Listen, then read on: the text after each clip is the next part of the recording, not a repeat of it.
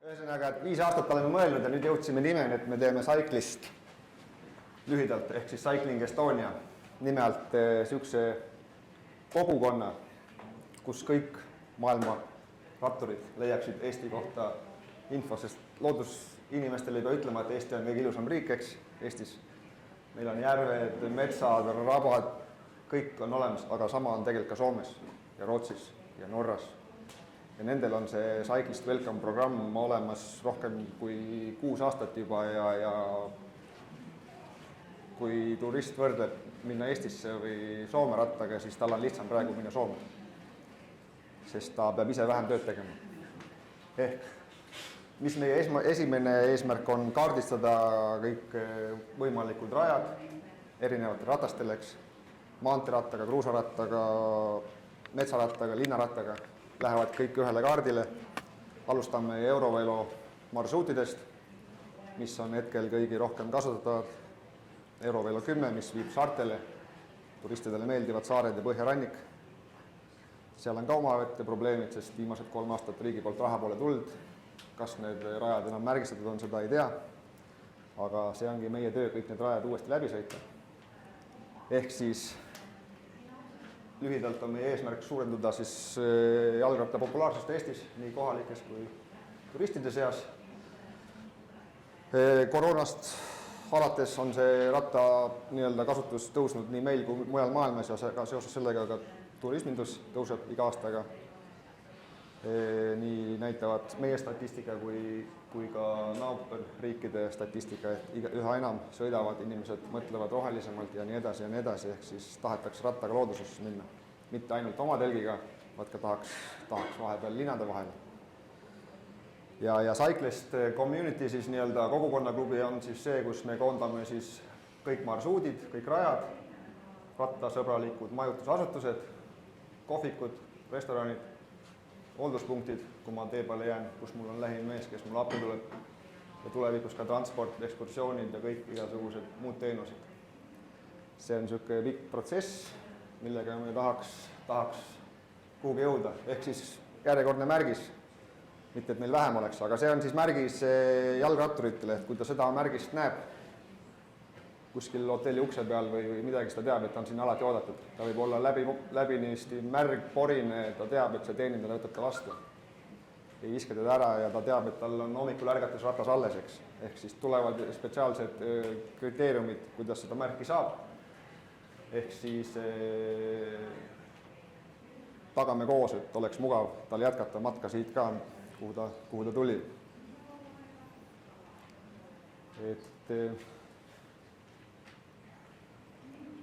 Hetkel lähmegi siis seda teed pidi, et alustame seda Euroveloga, mis kõik selle Põhjarannike Saaremaa ära, et sinna tahaks majutusasutused saada esimesena külge. Meil on tegelikult juba 6 majutusasutusega käed sõlmitud. Ehk koostöö juba algab, maikuus läheb laivi ja selle aasta plaan ongi selline, et jaanuaris saati lihvime ja aprilli lõpuni lihvime oma asju, materjali, koduleht saab üles täna, homme või on juba üleval.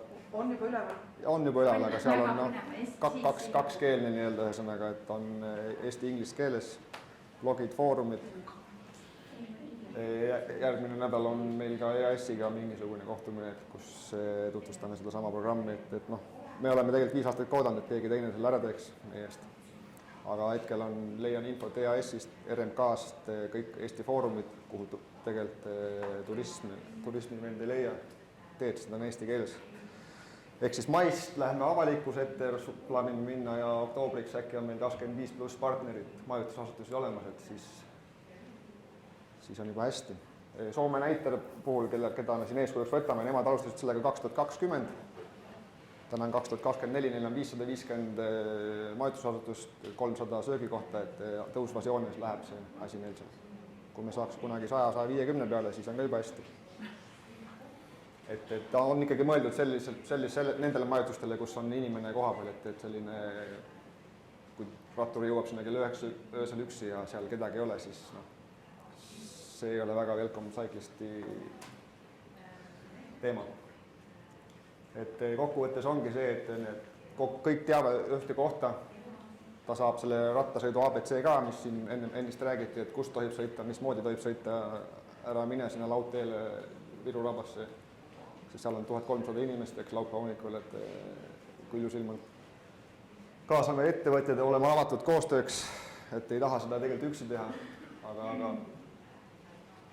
kõik, kellel on majutusasutus või häid ideid, kohvikuid kuskil, võtke ühendust, vaatame, tekitame marsruudid sinna, suuname inimesed sinna, sest kui nad sõidavad põhja peal, siis ülejäänud Eesti tahaks ka inimesi saada, et need marsruut on olemas tegelikult ka Valga-Narva juba, mis läheb kõik need Tartud ja mööda Peipsi kallast läheb sinna, et tutvustada uusi võimalusi. Ja eesmärk pikem ongi, et me saame jalgratturite käest tagasisidet, statistikat, mida nad veel vajavad, me juba teame, mida nad vajavad, eks lisaks sellele, et seal majutusasutuses on kõik turvaline olla, neil on seal olemas kõik vajalikud tööriistad, pesemisvõimalus, elektrilaadimisvõimalus, sest elektriratas tõuseb, keegi ei viitsi ise vändata enam, või elektrirattaga sa lihtsalt väntad kauem ja näed rohkem.